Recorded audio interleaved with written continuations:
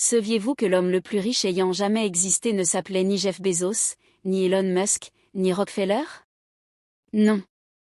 Cet homme venait d'Afrique. Il s'appelait Mansa Moussa, et à son époque, sa fortune était si immense, qu'elle a littéralement fait s'effondrer l'économie de plusieurs pays lorsqu'il voyageait. Aujourd'hui, on plonge ensemble dans l'histoire incroyable de l'Empire du Mali, l'un des plus puissants royaumes que le monde ait connu. Installez-vous, et surtout, abonnez-vous pour ne rien manquer des prochaines vidéos sur l'histoire et la grandeur de l'Afrique. 1. La naissance d'un empire, entre minuit 40 et 2 heures. Nous sommes au XIIIe siècle, en Afrique de l'Ouest. L'empire du Ghana, autrefois puissant, s'est affaibli. De nouvelles forces émergent, et parmi elles, le peuple mandingue, mené par le grand héros légendaire Soundiata Keïta. C'est lui qui fonde l'Empire du Mali, un vaste territoire qui s'étendait sur ce qui est aujourd'hui le Mali, le Sénégal, la Guinée, le Niger, le Burkina Faso et même une partie de la Mauritanie. Cet empire n'est pas seulement grand. Il est riche, extrêmement riche. Pourquoi? Parce qu'il contrôle le commerce de l'or, du sel, de l'ivoire, des métaux et des caravanes transsahariennes qui relient l'Afrique à l'Europe, l'Arabie et l'Asie. Soundiata établit une base solide. Mais c'est son descendant, un homme visionnaire et pieux, qui va propulser le Mali au sommet du monde. 2. L'ascension de Mansa Moussa. Mansa Moussa monte au pouvoir en 1312.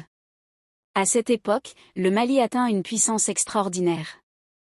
Les mines d'or de Bambouk et du Bourré produisent près de la moitié de l'or mondial. Imaginez un peu. Mansa Moussa devient alors le dirigeant de l'État le plus riche du monde. Selon certains historiens, sa fortune dépasserait aujourd'hui les 400 milliards de dollars.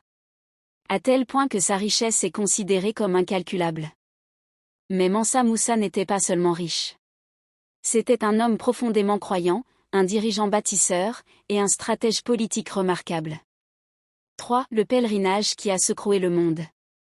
En 1324, Mansa Moussa décide d'accomplir le pèlerinage à la Mecque.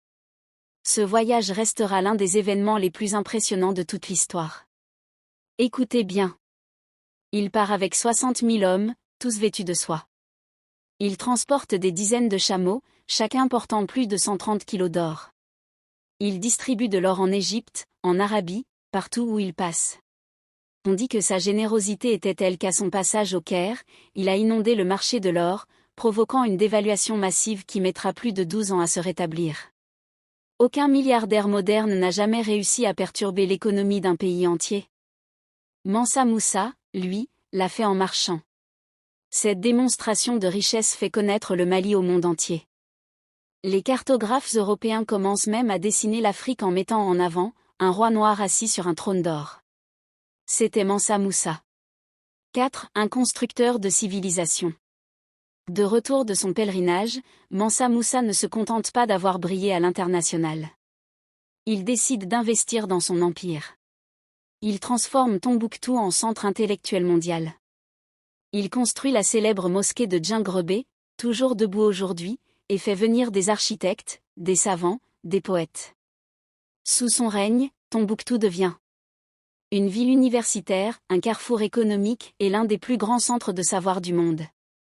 La bibliothèque de Sankoré abritait des dizaines de milliers de manuscrits, en mathématiques, astronomie, médecine, philosophie, droit.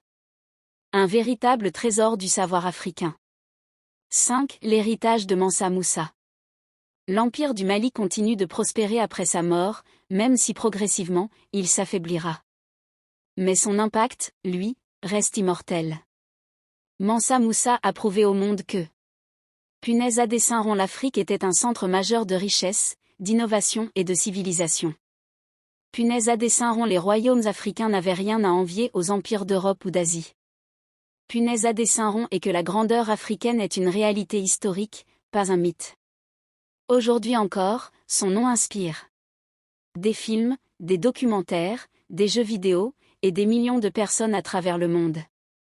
L'histoire de Mansa Moussa rappelle une vérité simple. L'Afrique a toujours été un continent de pouvoir, de savoir et de richesse.